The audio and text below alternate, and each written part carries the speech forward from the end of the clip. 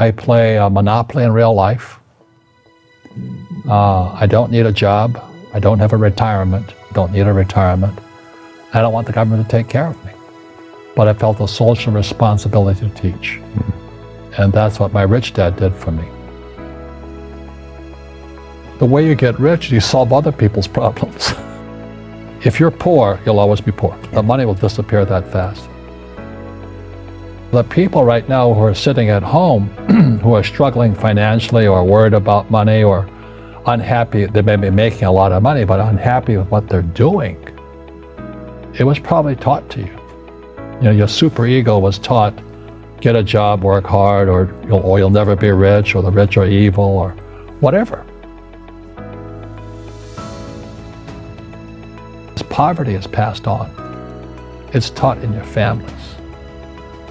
And middle class is taught in families.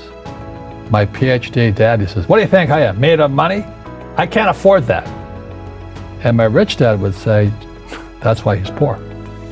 Poor people say, I can't afford it, I can't do that, I don't have time. Because it's an escape. It's an escape. You know what I mean? It's easy to say I can't afford it. The thing is that we become creatures of our own habits. And until we break the habit, we don't change. How can I afford it? How can I do that? You know, what would it take, or why should I do that? He says that a question opens the mind, a statement closes the mind. So when you say, I can't afford it, your mind shuts down, and you become what you say. You know, the word does become flesh. Well, I'll never be rich. If money is not that important to you, money is not important to you. I mean, you know what I mean? I don't care about money. The money doesn't care about you. Or the favorite one is the rich are greedy. It's the poor that are greedy. You know, if you think about it, because to be rich, you have to give something. You know, I have to produce books and games, and I purchase real estate, I provide housing, provide jobs and all that. That's why I'm rich. But greedy people produce nothing.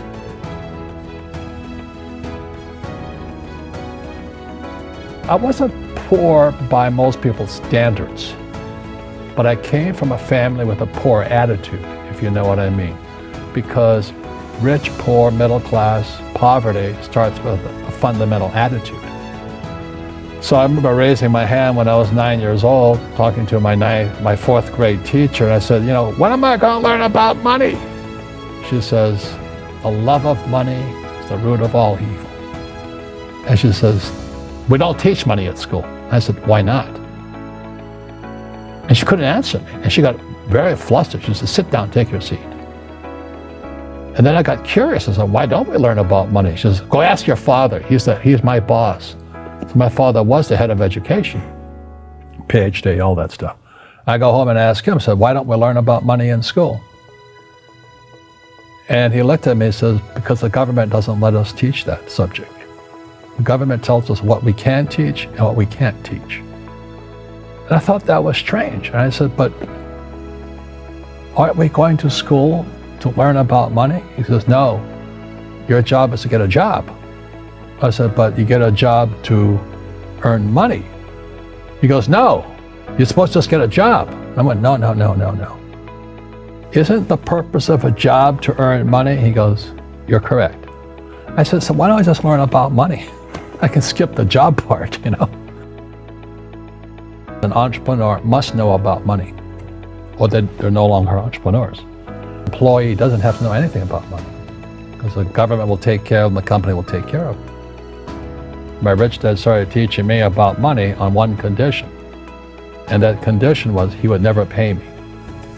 He says, the moment I pay you, you think like an employee. He says, that's the trap. Entrepreneurs work for free. And now I'm 9 years old, my head's going cracking in half. He says, you never want a paycheck. You understand that, kid? I said, okay, I got it. And he says, well, how do I make money? He says, that's what entrepreneurs figure out.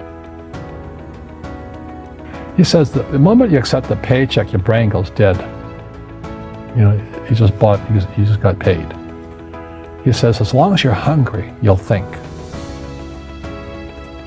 And he would teach me about money. But the way he taught me about money was playing Monopoly. There's many formulas for great success and money. There's thousands of them, but one of the best ones is found on the game of Monopoly. It still is today. 4 greenhouses, 1 red hotel. He says one of the greatest ways to acquire great wealth is playing Monopoly in real life. 4 greenhouses, 1 red hotel. One of the things I suggest to people, you got to find a real teacher versus a fake teacher. And a fake teacher is somebody who doesn't do what they teach. And a real teacher is doing what they teach every day. So my accountants, my attorneys, they're in it every single day. And that's how I learn, because every day I'm solving problems in my business. A fake teacher is somebody who just wants a job and they'll teach anything. You know, they teach how to shine shoes if you pay them more money. But they really don't know what they're teaching.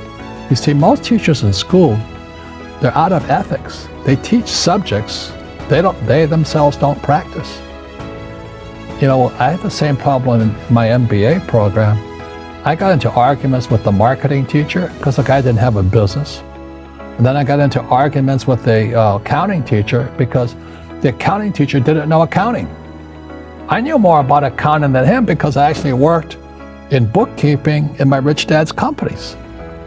And so I'm not an accountant, but I understand accounting.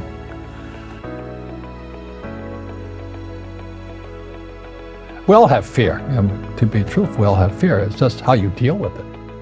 You know, I have bad luck too. I've had financial crashes. I've had people stab me in the back, but they're all good because I grow from it. That's spirituality. You know, people who are afraid of making mistakes, like they teach in school, they don't ever grow. Because spirituality is there's good and there's bad, there's right and there's wrong, there's up and there's down. Most people only want to be right. They only want to be positive. Well, you can't have that. That's not reality. And the average person, the reason they're poor is they haven't failed. You know, they play it so safe. They haven't made any mistakes like they taught in school. That means they don't learn anything. That's why the school system's actually fundamentally corrupt. If I didn't have ideas that shook me, I wouldn't learn anything new. So today when people ask me what I do, they know me as the author of Rich Dad, Poor Dad. I just say I play Monopoly. So I own greenhouses, I own big hotels, I own oil wells, golf courses, businesses. I'm just playing Monopoly. That's all I do.